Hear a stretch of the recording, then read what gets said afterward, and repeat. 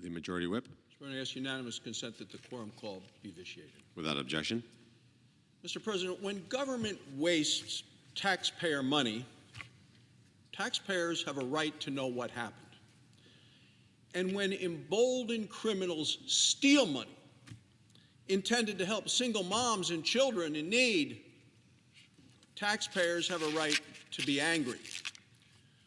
And Americans, and I'm hearing it in Wyoming, and I'm sure you're hearing it, Mr. President, your home state of Ohio, Americans are infuriated with the staggering amount of fraud unfolding today in the state of Minnesota. The past few weeks have shown just how deep the corruption in Minnesota has turned out to be. Investigators have now uncovered fraud schemes across 14 different Minnesota Medicaid programs.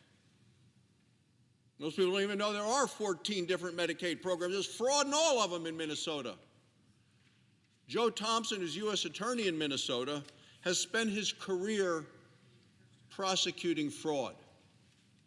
And based on his extensive investigation, he believes criminals have now stolen at least $9 billion with a B dollars from those Minnesota Medicaid programs. That is half of the total amount of money Minnesota spends for Medicaid programs in the state. Today, the fraud is so prevalent that Thompson says the state has developed a fraud tourism industry. Can you imagine that? A fraud tourism industry. Here's how these schemes work. Criminals, fraudsters, set up fake businesses for nonprofit organizations. The criminals then claim to provide services such as housing, food, and health care assistance. Then they bill Medicaid. And they bill them for services never provided. They use the names of children and enroll them into the programs. Sometimes the children don't exist, sometimes the children exist, and they're signed up by parents who are getting paid fraudulently to let them use their children's names. In 2021, taxpayers paid $4.6 million for something called Minnesota's Integrated Community Support Medicaid Program. It's a mouthful. 2021, $4.6 million. Then the fraudsters hit. 3 years later, due to criminal fraud, spending for that program ballooned to more than $170 million. From $4 million to $170 million, that's 37 times as much in just 3 years. Money completely stolen. As the governor and others in Minnesota, the Democrat elected officials looked the other way.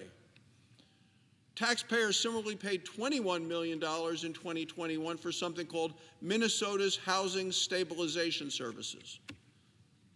The first 6 months of last year, due to criminal fraud, Democrats looking the other way, taxpayers paid nearly 3 times that amount.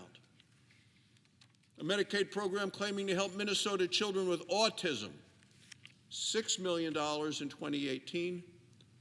By 2023, due to criminal fraud, it went from $6 million to $192 million.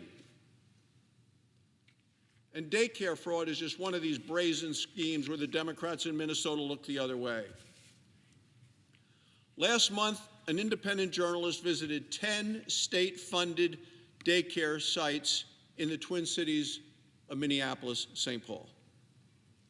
He found no children at the daycare centers.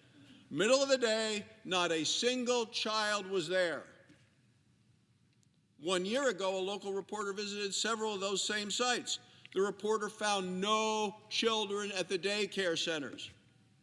They're supposed to be daycare centers, and they're getting paid to take care of children. Well, here's one of those sites, Mr. President. This is a sign from one of the states. It's called, who makes this? You can't make this stuff up. Quality Learning Center. It's supposed to be a learning center. They can't even spell learning right. But that doesn't stop the Democrats in Minnesota to keep shoveling money right to these programs, stealing money from the taxpayers, from the Democrats, going to Democrats who are running these things. Mr. President, it's appalling. The people of the United States are appalled and are furious. This ought to be a red flag for fraud. Why aren't the Democrats who run the place doing anything about it? There were 95 violations for this Leering Center alone between 2019 and 2023. Violations occurred, no records on the children. But in Minnesota, run by the Democrats, taxpayer money continued to flow. It's disgraceful, Mr. President. These aren't just one-off abuses. We now know that the fraud schemes used in the state's child care programs have been used to defraud other social programs as well. Even the New York Times has pointed to this. They say the fraud in Minnesota, run by the Democrats, is, quote, staggering in its scale and brazenness.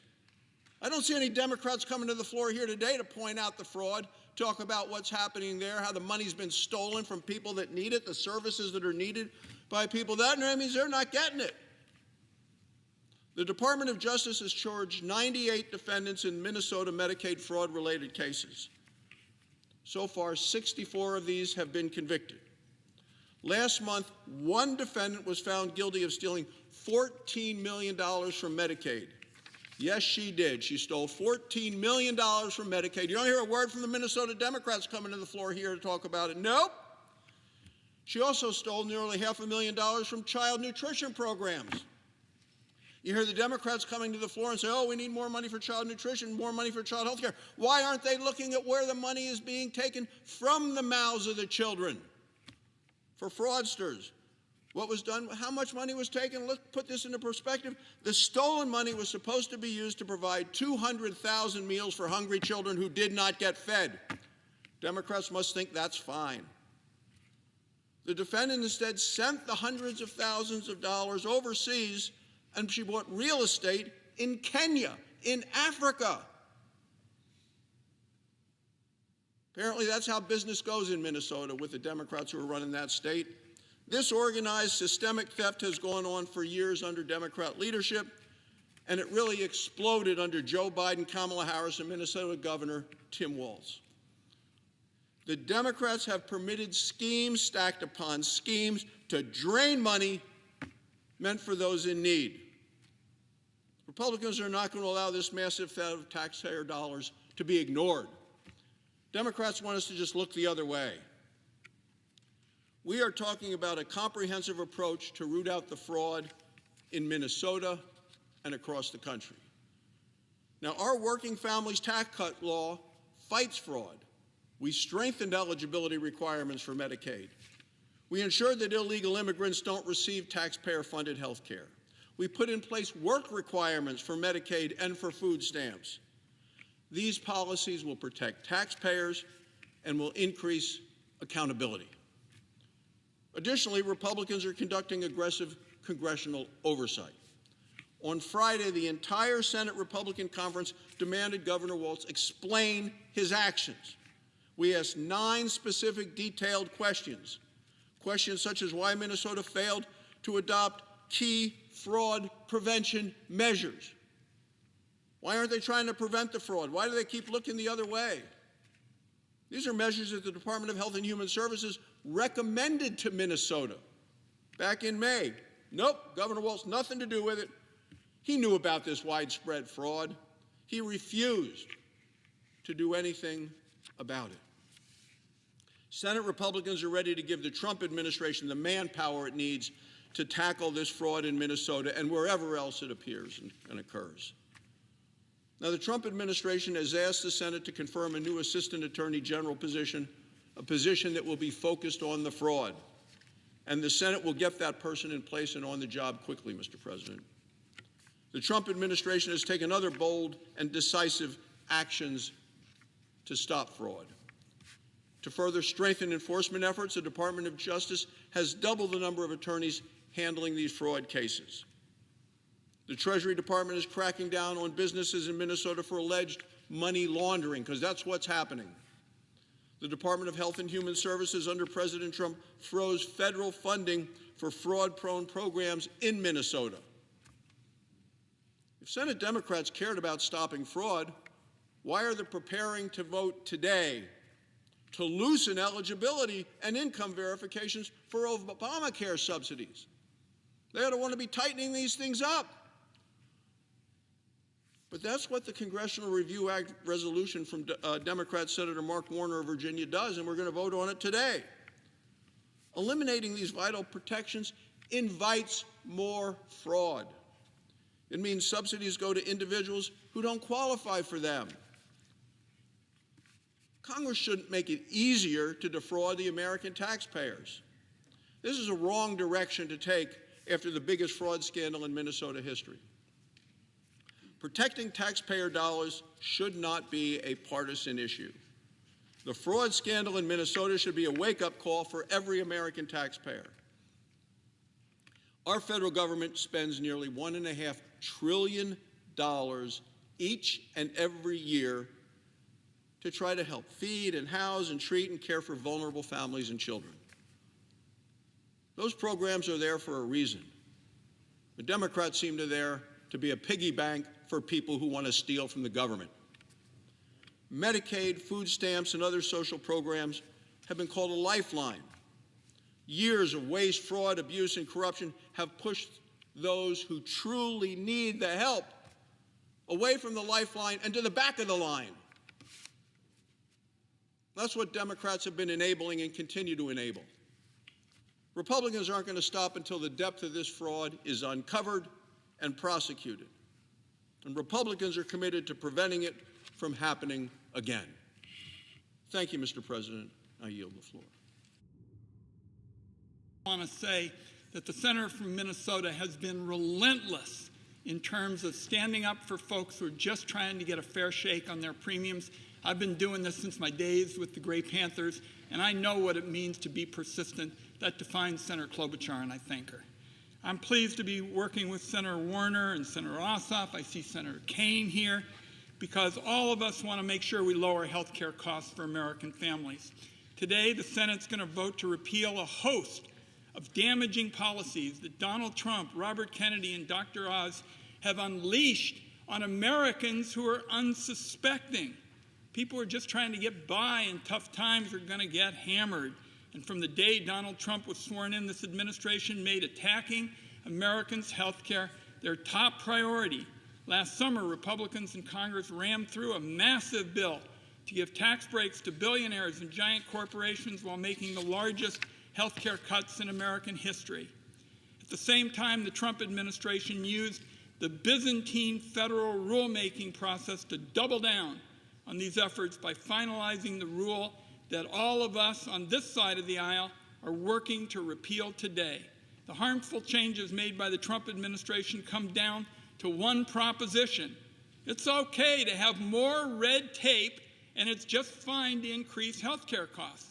That's the exact opposite of our agenda, which is to focus on affordability and making the American health care system simpler.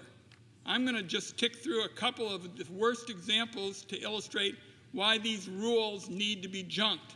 First, the Trump rules will increase what American families have to pay out of pocket each year by nearly $1,000. So the question becomes, Mr. President, what's the purpose behind that change other than to take money from Americans who are already struggling? The rule adds new fees, such as the new re-enrollment fee that applies to low-income workers. To be clear, that means if you want to keep your health insurance, you got to pay a fee to the government just for the right to keep what you've got.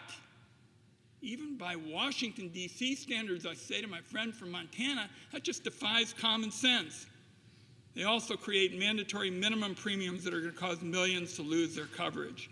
Now, Republicans say that these fees are aimed at reducing fraud. There's just no evidence to back it up. My view has been, ever since my days with the Gray Panthers, and my friend from Virginia knows about this, I say any fraud is too much. But the numbers are clear. The vast majority of fraud in health care is conducted by shady insurance brokers who are looking to make a fast buck through commissions from phony enrollments, not working Americans looking to buy health care. So I've introduced legislation to create tough criminal penalties for these insurance brokers. So make no mistake about it, Senator Kaine, there's something we ought to be doing to root out fraud. Let's go after these insurance brokers with tough criminal penalties. I've been talking to Republicans to ask them to join as co-sponsors, and they haven't been willing really to give us the time of day. Instead of going after fraud where it exists, Donald Trump and Republicans create barriers that are going to trip up Americans trying to navigate a healthcare system that's just too complicated. Beyond fees and higher premiums, the Trump rule also adds new verification checks and enrollment rules that amount to an enormous heap of red tape. These red tape measures, according to authorities who've analyzed it, is going to create 15 million hours of paperwork. 1.8 million people are going to lose their coverage as they try to navigate this never land of a maze of healthcare rules. These types of changes are right out of the playbook of big insurance because they create barriers and bureaucratic hurdles so they keep more of your money while denying working families basic health care. It's no secret that Americans have had a belly full of a health care system that gets in their way at every turn. It's time for Republicans to do the right thing and join with Democrats to lower Americans' health care costs instead of creating new cost barriers and red tape restrictions. They can help those families by voting with us today. I urge my colleagues to support Senator Warner, Senator Ossoff, Senator Klobuchar, Senator Kaine. We're all here for one purpose: less bureaucracy, less red tape, lowering premiums for families. I yield the floor.